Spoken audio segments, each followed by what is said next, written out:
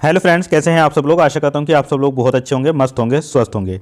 दोस्तों, एनसीईआरटी यानी national council of education research and training में कुछ भर्ती आई हुई है जिसमें नॉन दिव्यांगजन और दिव्यांगजन दोनों ही अप्लाई कर सकते हैं। इसमें अलग अलग पोस्ट पर भर्ती है, अलग अलग ग्रुप की ये भर्तियां हैं, जैसे ग्रुप ए, ग्रुप बी और ग्रुप सी। और इसमें कौन कौन दिव्यांगजन अप्लाई कर सकता है, कौन नहीं कर सकता है, ये सारी चीज़ें इस वीडियो में मैं आपको बताने वाला हूं। इसलिए वीडियो को थोड़ा ध्यान से देख लेना, क्योंकि आप शुरू में ही कमेंट करने लगते हो तो आपको कोई चीज़ बाद में नहीं समझ आती। कोई चीज़ न समझ आया करे तो बिल्कुल आप कमेंट किया करो, लेकिन पहले वीडियो को देख लिया करो। मैं मोस्टली चीज़ें उस वीडियो में बता देता हूँ, कुछ ही चीज़ ऐसी छुट्टी होगी जो मैं नहीं बताता हूँगा, तो वो आप ज़रूर पूछ सकते हो। बाकी आप वीडियो को ज़रूर ध्यान से देखा करो, और अगर चैनल पर नए हो तो चैनल को सब्सक्राइब ज़रूर कर लिया करो, और अपने साथियों तक, दिव्यांग साथियों तक ज़रूर वीडियो को भेज दिया करो। चलो शुरू करते हैं हम लोग आज का वीडियो। देखो दोस्तों, एनसीईआरटी में group A, group B, group C की भर्तियां हैं। अब इसमें मैं उन्हीं पोस्टों के बारे में ज़्यादा बात करूंगा जिसमें दिव्यांगजनों की पोस्ट है या जिसमें दिव्यांगजन एलिजिबल है। जैसे सबसे पहली पोस्ट यहाँ पर है असिस्टेंट इंजीनियर ग्रेड ए की। इसमें देखो आपको पे लेवल 10 की सैलरी मिलती है, और इसमें ओएच कैटेगरी से अगर आप बिलोंग करते हैं तो आपकी एक पोस्ट है, और आप एचएच कैटेगरी से बिलोंग करते हैं तो आपकी भी यहाँ पर एक पोस्ट है। अब ओएच कैटेगरी में बहुत सारी डिसेबिलिटी आ जाती है, यहाँ पर इन्होंने अलग अलग नहीं बताया है, इन्होंने ओएच ही कहा है, तो ओएच वाले जो भी है वो अप्लाई करके देख लेना इसका फॉर्म। इसके बाद अगली पोस्ट है यहाँ पर स्टोर ऑफिसर की, जिसमें वीएच कैंडिडेट यानी विजुअली हैंडीकैप में अगर कोई है, लो विज़न, तो उनकी यहाँ पर एक पोस्ट है, और इसमें पे लेवल 7 रहने वाला है। जो मैंने ऊपर आपको असिस्टेंट इंजीनियर ग्रेड ए की पोस्ट बताई थी, उसके लिए एज 35 वर्ष मांगी गई है, लेकिन दिव्यांगजनों को एज में रिलैक्सेशन दिया जाएगा, वो भी मैं आगे बता दूंगा। और स्टोर ऑफिसर में यहाँ पर 30 वर्ष एज मांगी गई है। इसके बाद में प्रोफेशनल असिस्टेंट की पोस्ट है, जिसमें एचएच वालों की एक पोस्ट है, और इसका पे लेवल 6 रहेगा, एज इसमें 30 वर्ष तक मांगी गई है। फिर आगे जो है वो कैमरामैन ग्रेड सेकंड की पोस्ट है, इसमें ओएच वाले अप्लाई कर सकते हैं, और इसमें एक पोस्ट है ओएच वालों की, इसमें भी 30 वर्ष एज मांगी गई है। फिर उसके बाद इंजीनियरिंग असिस्टेंट की पोस्ट है, इसमें एमएच वाले अप्लाई कर सकते हैं। अब एमएच का फुल फॉर्म इन्होंने नहीं बताया है, इसलिए अगर किसी को इसका पता है तो वो कमेंट बॉक्स में अच्छे से लिखेंगे, तो मैं उसको पिन कर दूंगा। तो हम ग्रुप ए और ग्रुप बी की पोस्टें देख चुके। अब आता है ग्रुप सी की पोस्ट, तो इसमें भी टेक्नीशियन ग्रेड 1 की पोस्ट है, जिसमें 27 वर्ष एज मांगी गई है, और एमएच हैंडीकैप है अगर कोई, तो उनकी भी यहाँ पर एक पोस्ट है। फिर इसके बाद में स्टोर कीपर ग्रेड सेकंड की पोस्ट है, पे लेवल इसमें 4 रहेगा, और यहाँ पर एचएच वालों की एक पोस्ट है दिव्यांगजनों की। ठीक है। इसके बाद में लैब असिस्टेंट की पोस्ट है, जिसमें ओएच वालों की एक पोस्ट है, यहाँ पर भी 27 वर्ष एज मांगी गई है। फिर इसके बाद में लोअर डिवीज़न क्लर्क, यहाँ पर एमएच वालों की एक पोस्ट है, वीएच कैंडिडेट की एक पोस्ट है, और एचएच वालों की यहाँ पर एक पोस्ट है। इस तरीके से दोस्तों, अगर हम टोटल पोस्टों की बात करें ग्रुप ए, ग्रुप बी और ग्रुप सी में, तो टोटल पोस्ट है 173, और यहाँ पर दिव्यांगजनों की टोटल 12 पोस्टें हैं। बाकी देखो जितनी भी पोस्टें हैं उनके लिए एजुकेशन क्वालिफिकेशन की अगर बात करें तो जैसे सुपरिटेंडेंट इंजीनियर की है, तो उसके लिए आपके पास में एमटेक, बीटेक वगैरह है, या आपने मास्टर डिग्री इलेक्ट्रॉनिक्स कम्युनिकेशन वगैरह में की है, तो आप इसमें अप्लाई कर सकते हो। और यहाँ पर सिलेक्शन जो होगा वो इंटरव्यू के बेस पर होगा। फिर जो प्रोडक्शन ऑफिसर की पोस्ट है, उसके लिए बैचलर डिग्री आपकी प्रिंटिंग टेक्नोलॉजी में अगर है तो अप्लाई कर सकते हो, यहाँ पर भी इंटरव्यू आपका होगा, इंटरव्यू के बेस पर आपका सिलेक्शन होगा। फिर बिजनेस मैनेजर की जो पोस्ट है, उसके लिए मास्टर इन बिजनेस एडमिनिस्ट्रेशन आपने किया हो, तो इसमें भी इंटरव्यू के बेस पर आपका सिलेक्शन होगा।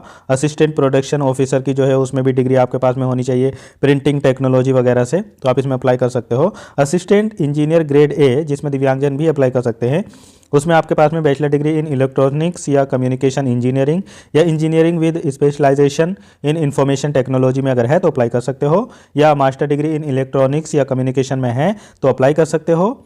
और यहाँ पर 5 इयर्स का एक्सपीरियंस भी चाहिए, वो आप अपने हिसाब से देख लेना। इसमें रिटर्न प्लस इंटरव्यू और स्किल टेस्ट आपका होगा, तभी आपका सिलेक्शन होगा। क्योंकि इसमें बहुत सारी अलग अलग पोस्टें हैं, तो हम उन्हीं की बात करेंगे जिसमें दिव्यांगजन अप्लाई कर सकते हैं। जैसे स्टोर ऑफिसर की है, तो उसमें बैचलर डिग्री आपकी आर्ट्स, साइंस, कॉमर्स किसी में भी हो, आप अप्लाई कर सकते हो। या ये नहीं है तो bachelor degree diploma in any stream of engineering में अगर है तो अप्लाई कर सकते हो, और इसमें 5 इयर्स का एक्सपीरियंस भी आपको चाहिए, और कंप्यूटर की नॉलेज भी आपके पास में होनी चाहिए। जो कैमरामैन ग्रेड सेकंड की पोस्ट है, उसके लिए ग्रेजुएशन इन एनी स्ट्रीम में होनी चाहिए, diploma from a recognised institute where the course of study include the critical aspects of still photography या वीडियोग्राफी या सिनेमेटोग्राफी वगैरह में अगर है तो आप इसमें भी अप्लाई कर सकते हो।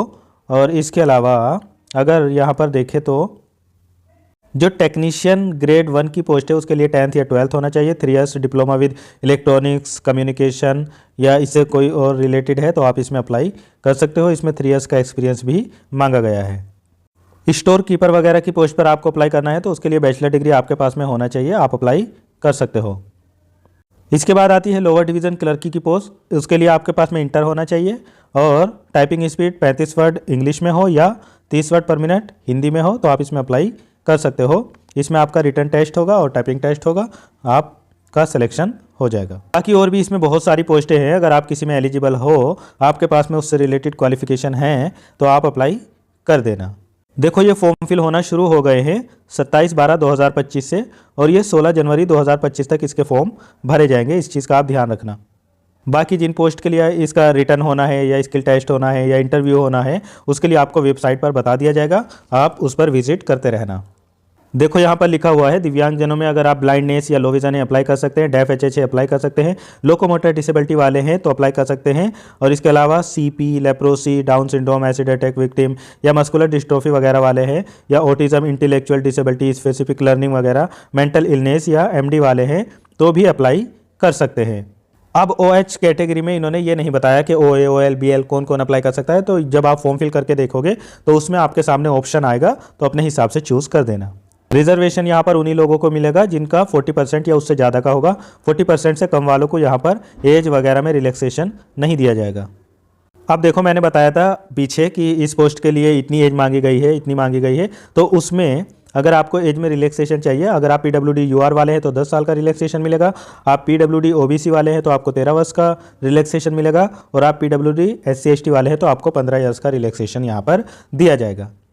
यहाँ पर दोस्तों फॉर्म फिल करने में OBC और EWS की फ़ीस जो लगेगी वो अगर पे लेवल 10-12 वाले में अप्लाई करेंगे तो 1500 रुपये लगेंगे, पे लेवल 6-7 वाले में अप्लाई करेंगे तो 1200 रुपये लगेंगे और पे लेवल 2 से 5 वाले में करेंगे तो 1000 रुपये लगेंगे। बाकी यहाँ पर SC ST और दिव्यांग साथी और एक्स सर्विसमैन की किसी प्रकार की कोई फीस नहीं लगने वाली है, उनको एग्जेम्पशन दिया गया है। देखो जो दिव्यांग साथी है उनके पास में अपना UDID कार्ड वगैरह होना चाहिए और आप एलिजिबल होने चाहिए। आप फॉर्म भरोगे तो आप अच्छे से ऑप्शन देख लेना कि आपका ऑप्शन आ रहा है कि नहीं, अगर नहीं आ रहा है तो नहीं अप्लाई करना, बाकी अगर आपका ऑप्शन आ रहा है तो आप अप्लाई कर देना। अगर किसी को एक्स्ट्रा टाइम वगैरह की ज़रूरत है, जैसे बोधार्म वाले हैं या लोकोमोटर डिसेबिलिटी में बोधार्म या ब्लाइंडनेस या CP वाले हैं तो उनको तो बिना किसी सर्टिफिकेट के, बिना किसी परफॉर्मा के मिल जाएगा एक्स्ट्रा टाइम वगैरह या स्क्राइब। लेकिन इनके अलावा जो और कैटेगरी है उनको अगर एक्स्ट्रा टाइम या स्क्राइब वगैरह चाहिए तो उनको यहाँ पर परफॉर्मा VID ये इस PDF में दिया हुआ है, मैं इसको अपने टेलीग्राम चैनल पर शेयर कर दूंगा, आप टेलीग्राम चैनल मेरा ज्वाइन कर लेना, इस वीडियो के डिस्क्रिप्शन में है, वहाँ पर मिल जाएगा। तो आप इसको साइन वगैरह करवा लेना डॉक्टर, मेडिकल ऑफिसर वगैरह से, तो आप एक्स्ट्रा टाइम वगैरह भी ले सकते हो। अगर आप एलिजिबल हो तभी करवाना, अगर एलिजिबल नहीं हो तो कोई फ़ायदा नहीं। बाकी जो ब्लाइंडनेस वगैरह है वो तो आराम से यहाँ पर स्क्राइब वगैरह ले सकते हैं। बाकी जो 40% से कम वाले दिव्यांगजन हैं VI वाले और वो यहाँ पर मैग्नीफायर वगैरह का यूज़ करना चाहते हैं तो वो कर सकते हैं, उनको भी यहाँ एग्ज़ाम में 20 मिनट दिए जाएंगे एक्स्ट्रा। बाकी यहाँ पर देखो इन्होंने लाइनें लिखी है कि action against candidate found guilty of misconduct, तो यहाँ पर अपना सब ध्यान रखना, बहुत अच्छे से कोई गलती नहीं करना, किसी प्रकार का कोई झूठ नहीं बोलना, फॉर्म जब फिल करना तो उसमें सब कुछ अपना करेक्ट बताना, वरना आपका कैंडिडेचर भी रद्द किया जा सकता है। बाकी दोस्तों यहाँ पर इसमें सब ये परफॉर्मा वगैरह दिए हुए हैं, आप अपने अपने हिसाब से परफॉर्मा देख लेना और इसमें बहुत कुछ ज़्यादा आप बताने के लिए नहीं है। आप इसमें अप्लाई करना चाहते तो आप अप्लाई कर देना और सेंटर का आप देख लेना कि सेंटर चूज़ करने का ऑप्शन आ रहा है कि नहीं आ रहा है। अगर नहीं आ रहा है तो हो सकता ये अपने हेडक्वार्टर वगैरह में ही जहाँ पर भी ये करवाना चाहेंगे वो ये बता देंगे, जैसे अजमेर, भोपाल, भुवनेश्वर, अहमदाबाद या बेंगलुरु, गुवाहाटी, कोलकाता या शिलोंग या मिज़ोरम, इन सब में ही अगर ये करवाना चाहेंगे, दिल्ली वगैरह में, न्यू दिल्ली वगैरह में भी अगर करवाएंगे तो वो अपने हिसाब से देख लेना, कहीं भी करा सकते हैं। इन्होंने ऐसा नहीं लिखा कि सेंटर ये लोग कहाँ देंगे। तो ये सब चीज़ें थी इसमें, अगर आप इसमें अप्लाई करना चाहते हो तो अप्लाई कर देना, अगर आपकी क्वालिफ़िकेशन वगैरह सब ठीक ठाक है तो। बाकी बहुत ज़्यादा बताने के लिए कुछ नहीं है, मिलता हूँ फिर किसी और वीडियो में। Thank you so much.